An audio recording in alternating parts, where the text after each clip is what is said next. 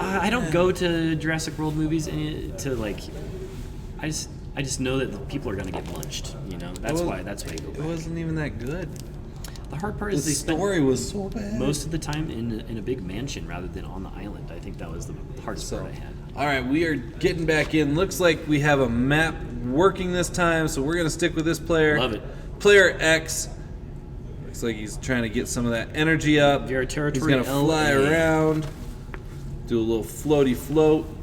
That's the technical term.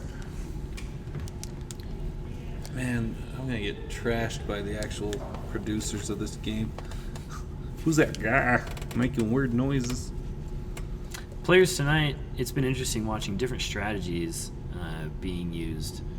Some teams are playing from a high vantage point, like we're seeing right now from VR Arcade Calgary.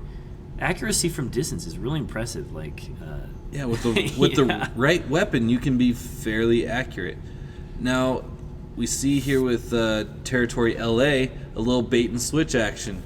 Player X was leading the way. He started to get shot. He backed off. Player Y, his partner, stepped in. And neither team doing a whole lot of moving. A lot of shooting. I think Obi-Wan would have a very strong opinion about what's happening right now. Yeah, what would that opinion be? He would say something to the effect of, "I have the high ground." And then he would cut out your legs from under you. There you go, nerds. There you go. See? He had the high ground.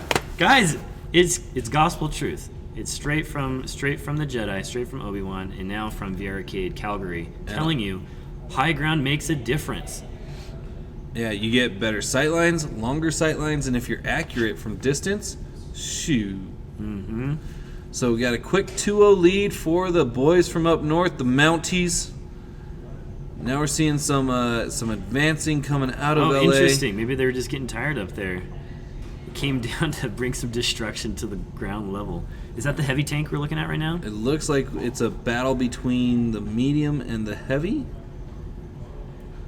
Up close and personal, ladies and gentlemen. Oh, dear. There is no melee attack in this game as far as I understand. Which is unfortunate because it'd be fun to watch a mech boxing match a la Real Steel. Oh, man. Remember that movie? I do. I actually really enjoyed it. I'm curious now, this player that we're watching, what their defense and shield settings are set at right now.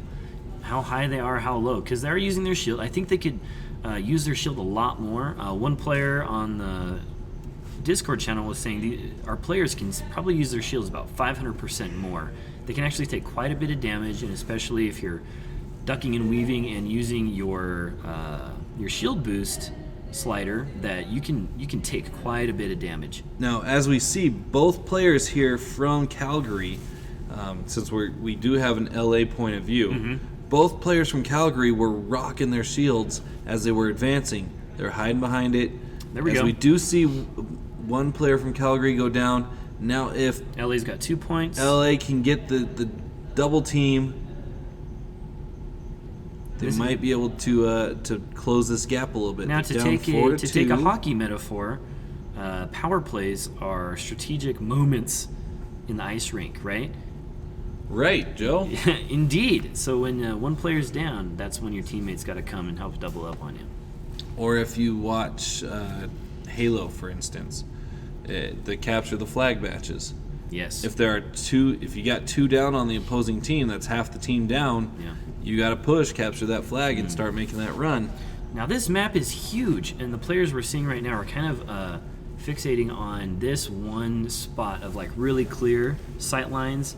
Not a lot of places to hide for either team, but it sure does make for a really good shootout. And if you got better accuracy and better guns, you're gonna probably win. Yeah. All right, now one thing about this game, you have to look down to see the map, and you see those buttons on the side. Those are the energy abilities. But if you want to be able to see your opponents, you're going to have to be able to look down.